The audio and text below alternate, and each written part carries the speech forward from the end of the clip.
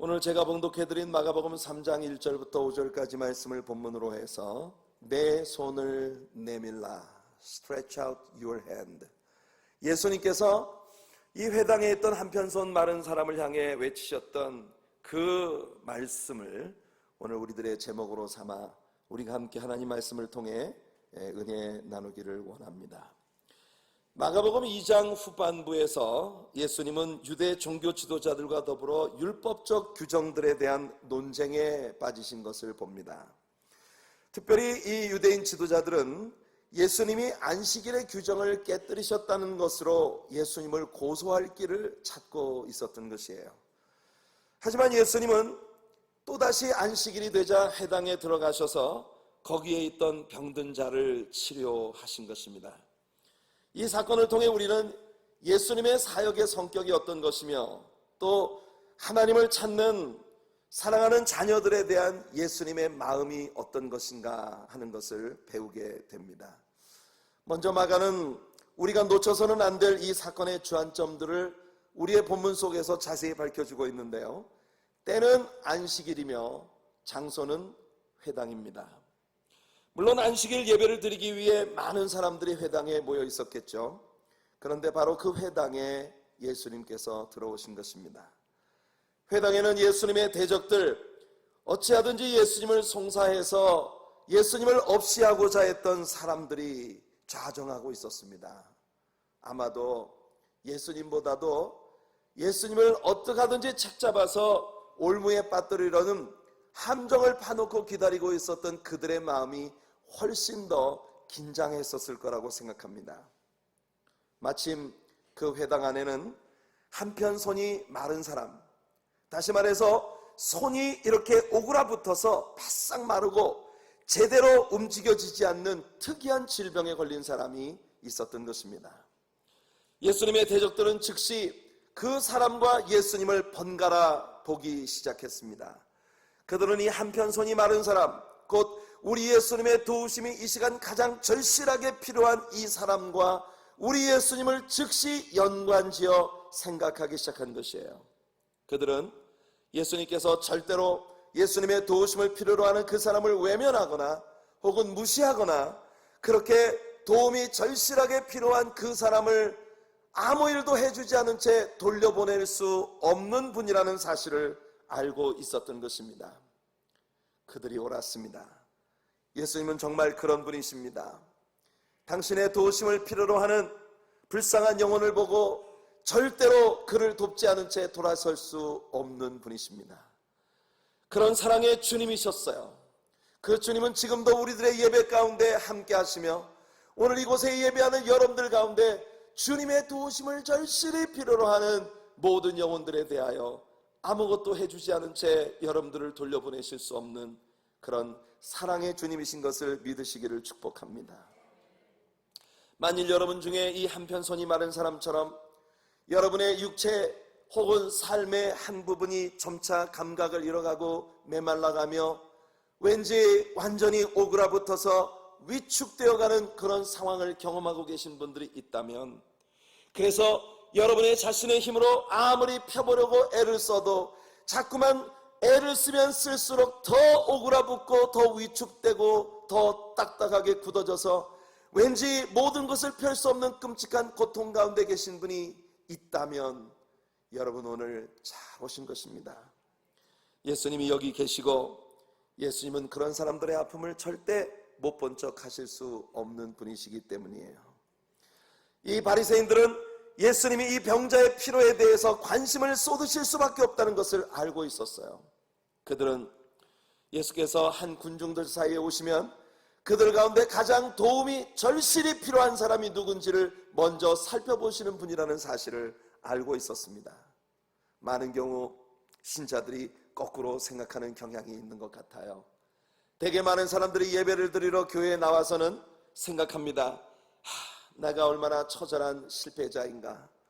나는 사업도 그다지 성공적이지 못하고 자녀를 교육하는데도 그다지 성공적이지 못했고 아내와 혹은 남편과의 관계도 그렇게 성공적이지 못한 것 같고 어떤 내 생의 국면도 그다지 탁월해 보이지 않는 정말 처절한 실패자로 좌절하고 낙심하며 살고 있는 초라하기 이를 데 없는 내 모습을 생각해 볼 때에 오늘 이 예배 자리에 나와 있는 다른 모든 사람들 가운데 우리 주님이 나를 제일 쳐다보기 싫어하실 것 같아. 지난 시간들을 뒤돌아보면 신자로서도 그다지 성공적인 삶을 산 것 같지 않고 기도 생활도 제대로 못하고 성경 읽기도 제대로 못하고 전도도 그다지 좋은 열매를 많이 맺지 못했고 교회 안에서 신자로서 내가 어떤 봉사와 헌신에 있어서도 남의 이목을 끌 만큼 그렇게 탁월한 섬김의 사람으로 살아오지 못했으니 나 같은 사람은 어쩌면 오늘 이 방 안에 앉아 주님을 예배하는 모든 사람들 중 가장 주님의 관심을 받기에 초라한 사람이 아닐까. 이런 나 같은 사람에게 하나님이 과연 얼마나 깊은 관심을 갖고 계실까. 오늘 목사님이 선포하는 저 축복의 말씀이 과연 나 같은 자에게도 해당이 되는 것일까. 오늘 대표기도를 하시는 저 장로님의 기도의 소리처럼 그렇게 나도 하나님 앞에 내 마음을 쏟아놓고 정말 시원하게 자유함 가운데 기도할 수 있는 그런 날이 올 수는 있는 것일까.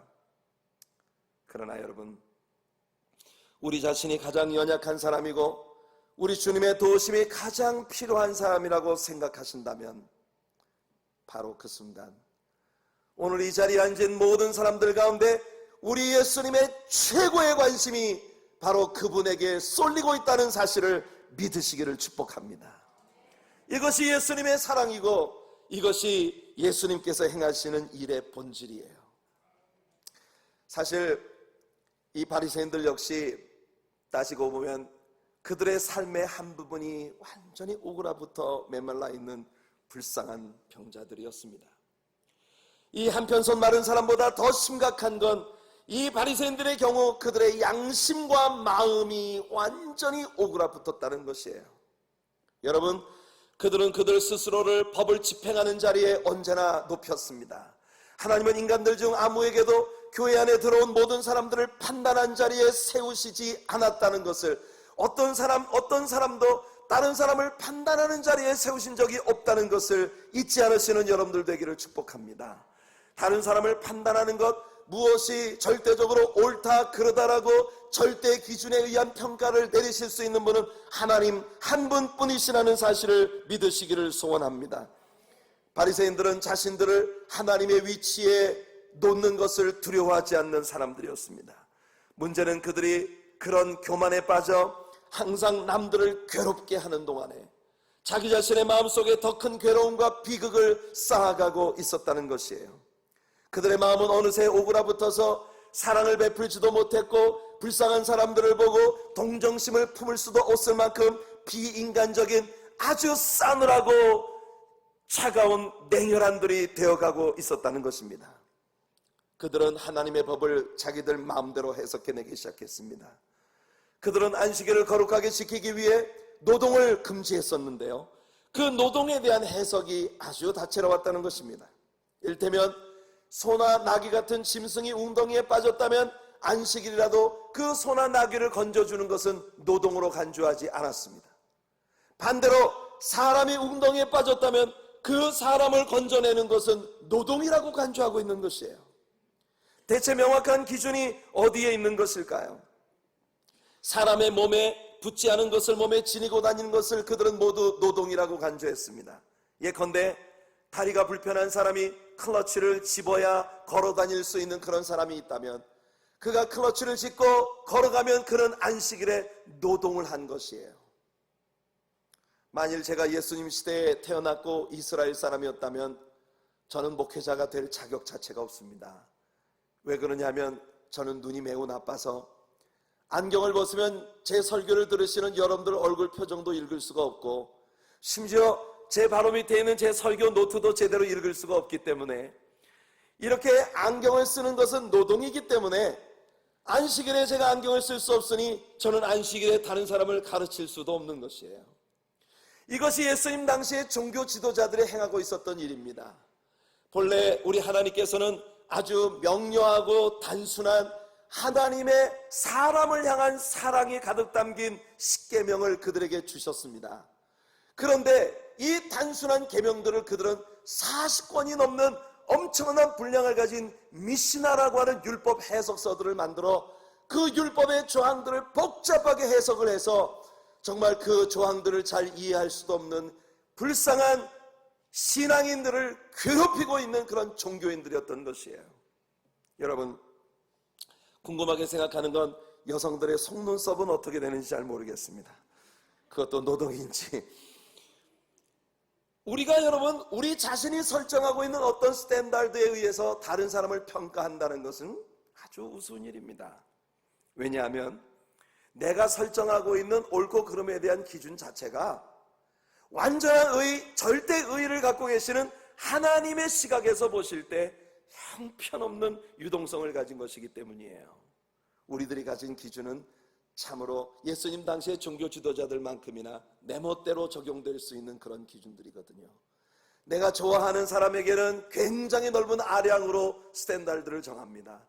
그러나 왠지 내 마음속에 미움이 드는 미운 사람, 미운 털에 박힌 사람을 대할 때는 아주 타이트한 그런 수준을 우리는 설정하게 되는 것이에요. 예, 뭐 그런 얘기 하잖아요. 별로 예수 믿는 사람들이 입에 올리기 적합한 말은 아니지만 다른 사람이 하면 로맨스고 내가 뭐 그런 이야기들. 그렇게 우리가 한 사람의 인간으로서 어떤 것을 평가하는 기준을 설정한다고 하는 것은 굉장히 유동적이고 그리고 그것이 절대의에 미칠 수 없다는 것을 우리가 생각해 볼 때 저는 이 이야기만 하면 떠오르는 생각이 있어요. 여러분, 사람이 자기가 설정한 어떤 기준을 가지고 남을 평가한다는 게 얼마나 웃기는 일이냐면요, 이런 것입니다. 여러분들 옛날에 저 아프리카 밀림에 가면은 여러 부족들 가운데 그 프리머티브, 굉장히 미개한 식인종들이 있잖아요. 그죠? 그 식인종들의 불악에도 그들 나름대로의 스탠다드가 있어요. 그게 무슨 말이냐면 어떤 한 부락에 있는 식인종들은요, 우리는 사촌 이내는 절대 잡아먹지 않아. 어떻게 인간이 돼가지고 사촌을 잡아먹어? 그것도 사람이야? 이 사람들은요, 사촌 이내의 사람을 잡아먹지 않는다는 것 때문에 자기들이 굉장한 문화민족이라고 자부할 수 있는 것이에요. 근데 그 옆에는요, 8촌까지 잡아먹지 않는 민족이 있어요. 그 종족이 이 사촌 이후로 잡아먹는 종족들을 바라볼 때는 웃기지도 않는 겁니다. 저게 인간의 탈을 쓴 짐승이지 그래? 아니 사람이 돼가지고 어떻게 6촌을 잡아먹어? 그래도 8촌까지는 그래도 먹으면 인간이 아닌 거지. 어떻게 사람이 돼갖고 이렇게 말할 수 있다는 것입니다. 그런데 그들 사이에는 4촌까지 먹는 법을 가진 사람, 8촌까지 먹을 수 있는 법을 가진 사람, 이 법을 가지고 있는 사람들끼리 서로 자기가 잘나갔다고 싸우지만 오늘 이 시대의 스탠다드를 가지고 있는 우리가 그들을 바라볼 때는 그놈이 그놈이라 하나도 나을 게 없어요. 맞지 않습니까? 그런 겁니다.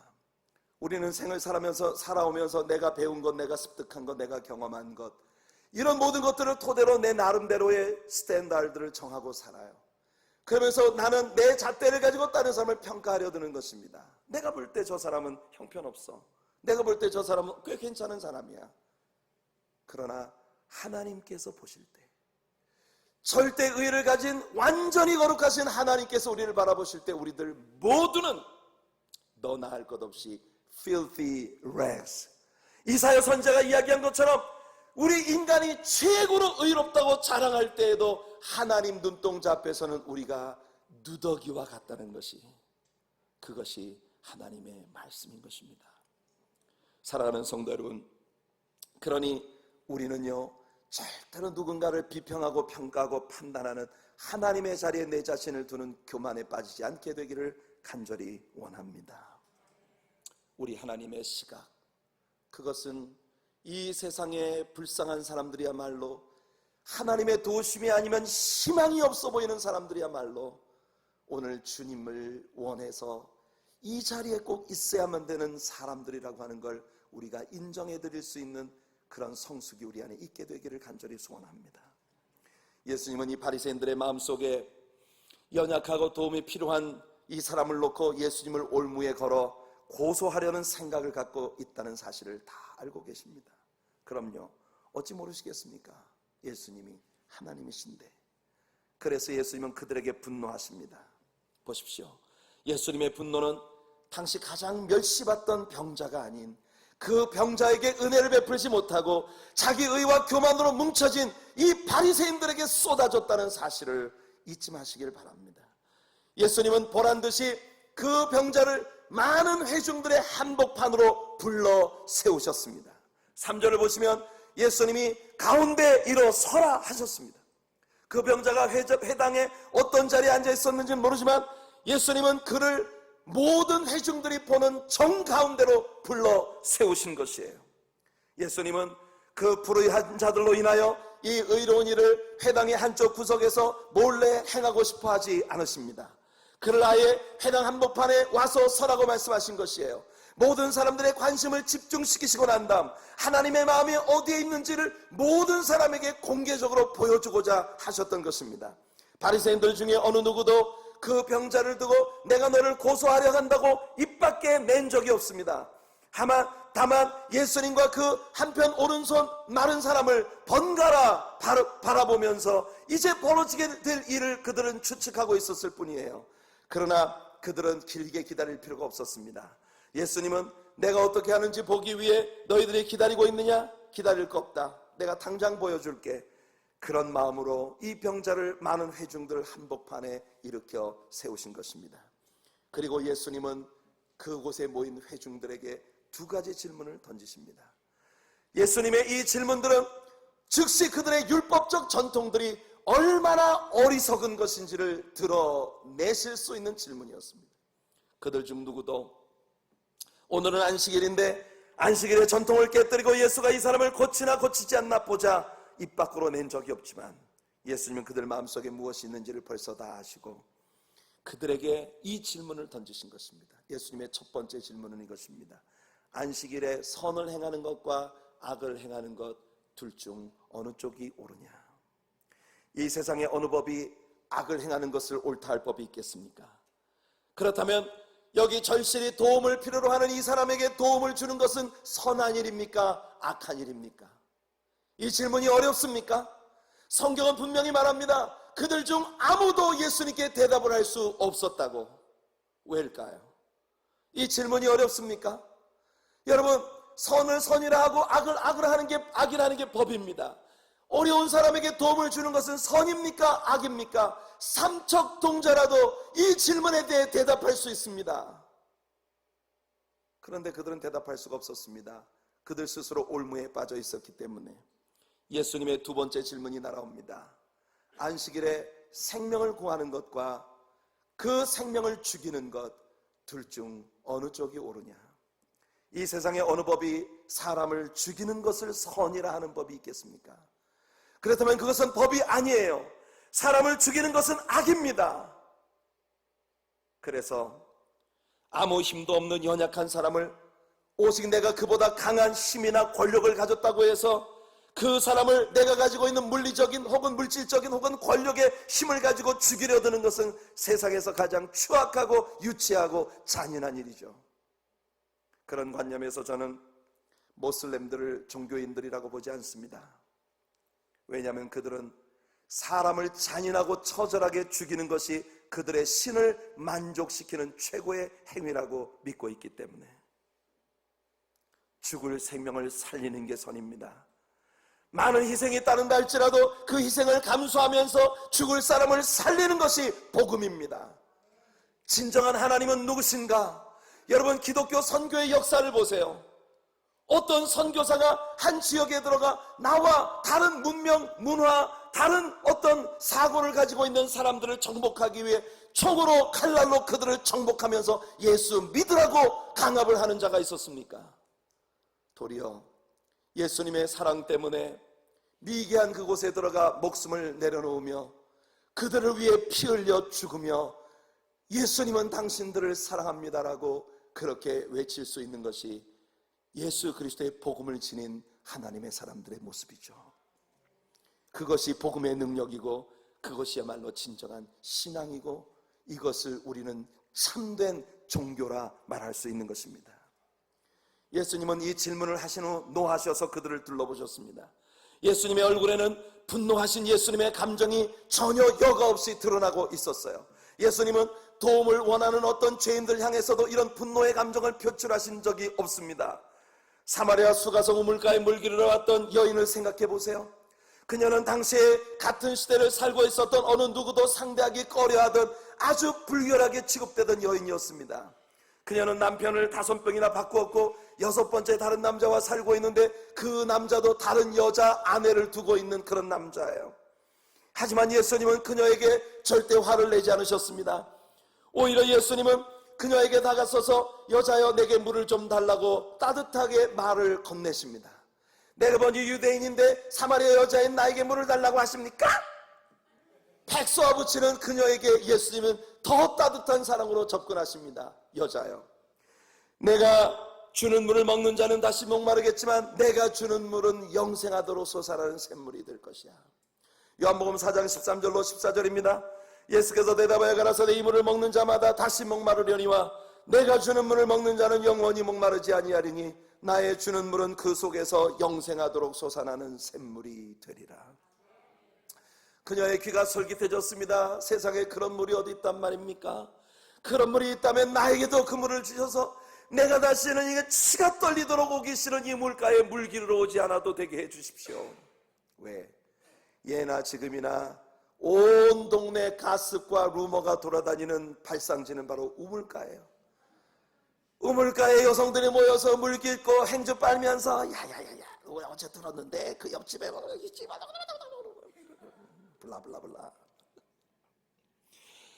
그래서 여러분 그 물 기르러 오는 사람들이 아무도 찾지 않는 정오의 뜨거운 대낮, 그러니까 모든 중동지방의 사람들이 낮잠을 자야만 하는 그 시간에 이 여인은 아무도 만나지 않으려고 몰래 우물가를 찾아왔던 것입니다.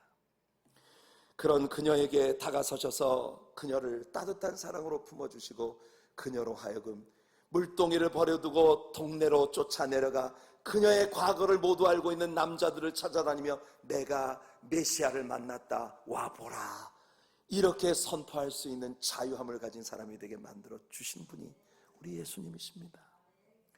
여러분은 아마 가늠하다 현장에서 체포되어 성전에서 가르치고 계시던 예수님의 발 앞에 내동댕이 쳐졌던 여인을 알 것입니다. 그 여인을 예수님 앞에 데리고 온 것은 음모였습니다. 왜?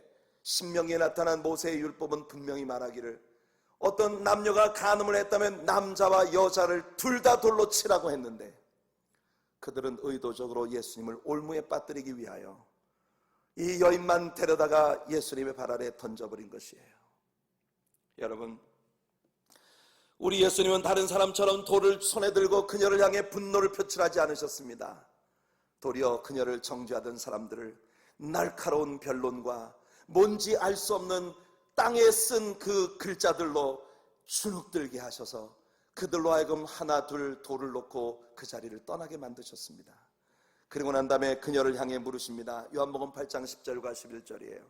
예수께서 일어나사 여자 외에 아무도 없는 것을 보시고 이르시되 여자여 너를 고소하던 그들이 어디 있느냐? 너를 정죄한 자가 없느냐?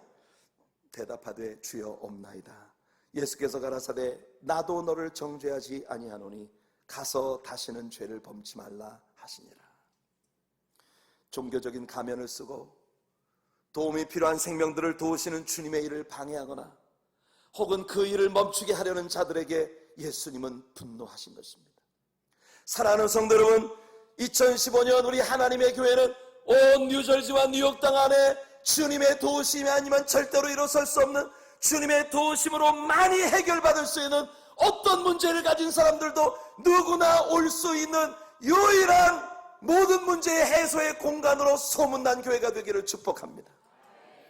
우리 교회에 앉아있는 어떤 사람들도 나보다 못한 사람, 나보다 열악한 환경 속에 있는 사람, 연약한 사람, 병들고 낙심하고 실망하고 좌절하고 알코올 중독에 마약 중독에 찌들어버린 사람들, 이 세상의 죄악의 모든 것들을 떨쳐버리지 못한 채 그렇게 부패한 삶을 살고 있는 처절하게 버림받은 냄새나는 사람이 저 문을 열고 이 성전으로 들어서는 그 순간 우리 교회 안에 있는 모든 성도들의 마음이 자랐습니다. 여기가 아니고 어딜 가겠습니까? 그럼요, 여기가 당신이 있어야 할 곳입니다 라고 모든 사람이 따뜻하게 그를 품어줄 수 있는 그런 은혜의 공간이 되기를 예수님 이름으로 축복해드립니다. 우리 중 어느 누구도 바리새인처럼 살지 않길 바라요. 우리 중 어느 누구도 당대 종교 지도자들과 같은 그런 종교인들로 오그라붙지 않게 되기를 간절히 소원합니다. 이제 예수님은 그 회중들 가운데 일으켜 세우신 병자, 한편 손 마른 사람을 향해 말씀하십니다. 내 손을 내밀라. Stretch out your hand. 우리 예수님이 그에게 말씀하십니다. 내 손을 내밀라. 여러분들은 은혜가 충만하여 아멘 하시지만 아마도 예수님의 그 말씀이 떨어지는 그 순간 회당하는 얼음물을 끼얹은 것처럼 조용하게 죽어졌을 거예요. 오 마이 갓. 예수님이 가장 민감한 부분을 건드렸어요. 세상에. 예수님이 지금 한편 손이 말라서 이 손을 펼 수 없는 사람을 모든 사람들이 보는 가운데 세워놓으시고는 그에게 말씀을 하신 것입니다. 네 손을 내밀어라. 내밀라니까? 내밀어.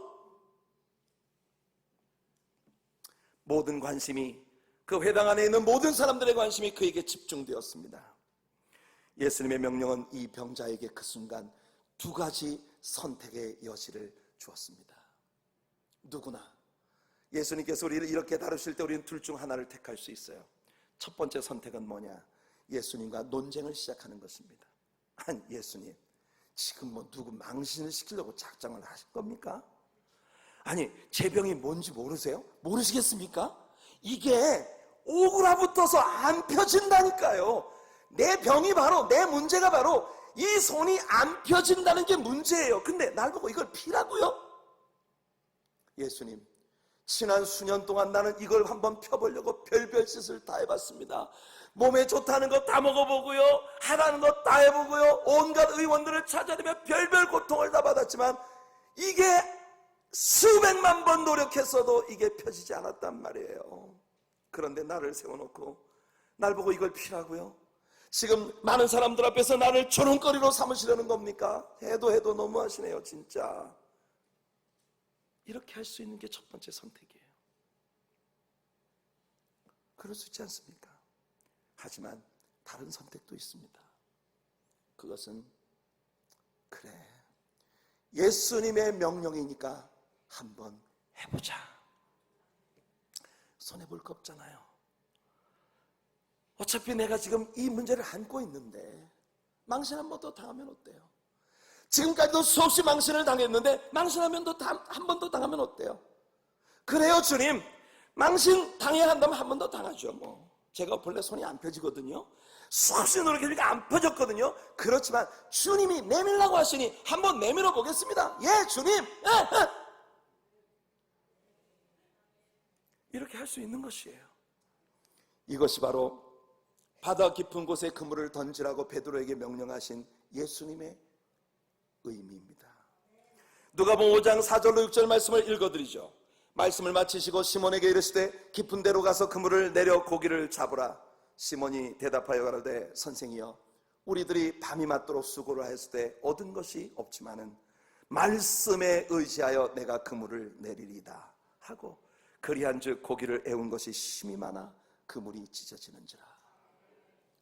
사실상 이 병자도 이와 똑같은 심정이었을 것입니다. 예, 주님, 제가 아무리 노력해보아도 안 됐거든요. 제가 가지고 있는 지식, 제가 가지고 있는 경험, 내 곁에 둘러싼 수많은 사람들의 여러 가지 인포메이션들을 동원해서 할 수 있는 건 다 해봤지만 안 됐거든요. 별별 짓거리 다 해봤지만 안 되더라고요. 그런데 주님이 하라시니 한 번 더 해보겠습니다. 그리고 그가 손을 내민 것입니다. 이 사람이 오래 앓고 있던 병은 그가 손을 펼 수 없다는 것이었어요. 그런데 예수님이 펴라고 하셨고 그 사람이 손을 내밀었습니다. 그랬더니 그 손이 펴지더라는 것입니다. 그리고 성경이 말하기를 그가 내밀매 그 손이 회복되었더라. 자세히 살펴보세요. 그의 손이 회복되었기 때문에 그가 손을 내민 게 아닙니다. 그가 손을 내밀었더니 그 손이 회복되더라는 것입니다. 순서를 정확하게 기억하시길 바랍니다. 베드로가 갈릴리에서 태어나 어부로서 잔뼈가 굵은 자신의 모든 경험과 지식을 동원해서 밤새도록 수고했지만 아무것도 얻지 못했어요.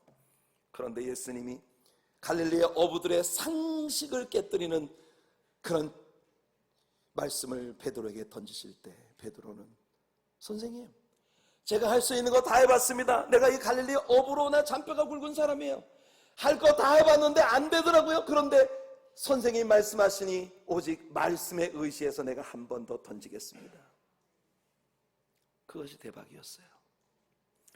오늘 여러분들에게도 하나님이 이런 믿음을 주시기를 예수님의 이름으로 축복해드립니다. 예수님은 여러분들의 삶의 전 영역 가운데에서 여러분들이 안고 있는 문제를 알고 계십니다.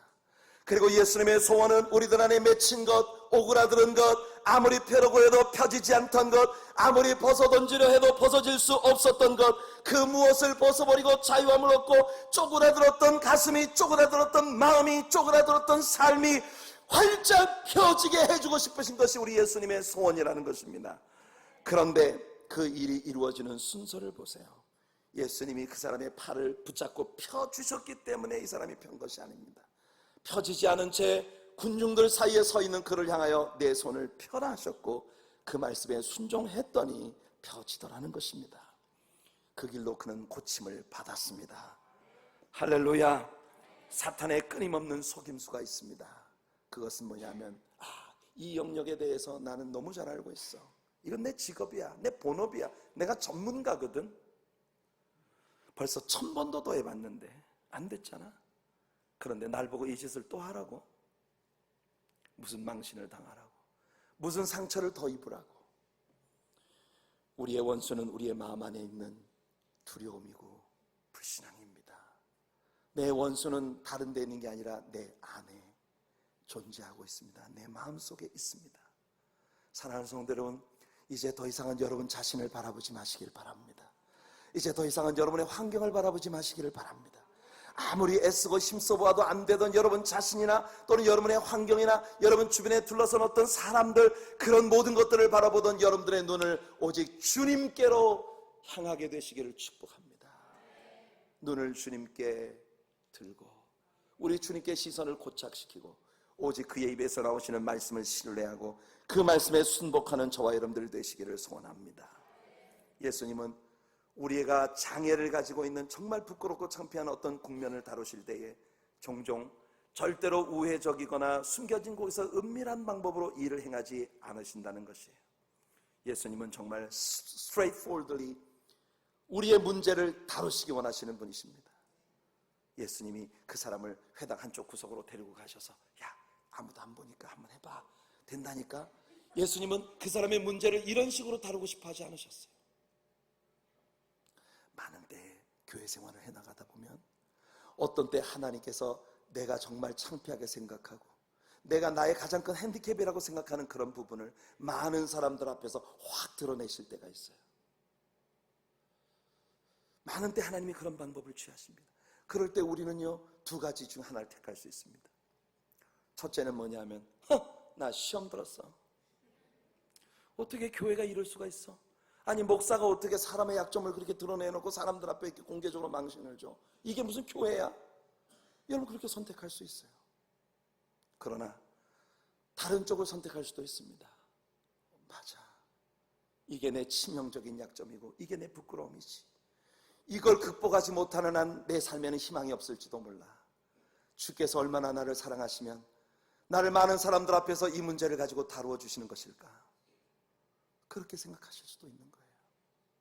하나님은요, 여러분들의 지난 과거와 오늘의 현실 그리고 다가올 미래, 오늘 우리 주경배 찬양대가 찬양한 것처럼 주님께 대한 나의 감사, 주님께 대한 나의 찬양, Let it go to Calvary.